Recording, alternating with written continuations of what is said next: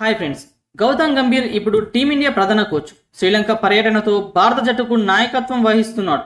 శ్రీలంకతో జరిగిన T20 series ను భారత్ క్లీన్ స్వీప్ చేయడంతో గౌతమ్ గంభీర్ తన కోచ్ కెరీర్ ను విజయంతో ప్రారంభించాడు. అయితే వీటన్నింటి మధ్య టీమిండియా ప్రపంచ కప్ విజేతగా నిలిచిన ఒక మాజీ ఆటగాడు చేసిన షాకింగ్ స్టేట్మెంట్ వైరల్ అవుతుంది.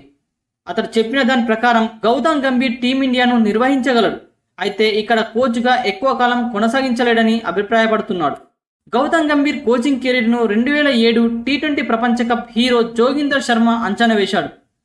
అప్పుడు గంభీర్ సహచరుడిగా ఉన్న జోగిందర్ ఇప్పుడు ఆశ్చర్యకరమైన ప్రకటనతో దృష్టిని ఆకర్షించాడు. టీమిండియా ప్రధాన కోచ్గా గౌతమ్ గంభీర్ ఎక్కువ కాలం కొనసాగించకపోవడానికి జోగిందర్ శర్మ 3 కారణాలు చెప్పాడు. అవేంటో ఇప్పుడు వీడియోలో చూసేద్దాం. ఇందులో మొదటిది, గౌతమ్ గంభీర్ తీసుకున్న కొన్ని నిర్ణయాలు చాలా మందికి నచ్చవు, ఎందుకంటే సూటిగా మాట్లాడే వ్యక్తిత్వం ఆయనది. నేరుగా మాట్లాడితే ఇబ్బంది అవుతుంది. ఇక రెండోది, గౌతమ్ గంభీర్ ఎవరి జోలికి వెళ్ళడు, ఇతరులతో కలిసిపోయే అలవాటు లేదు, కాబట్టి ఇది కూడా సమస్యనే చెప్పుకోవచ్చు.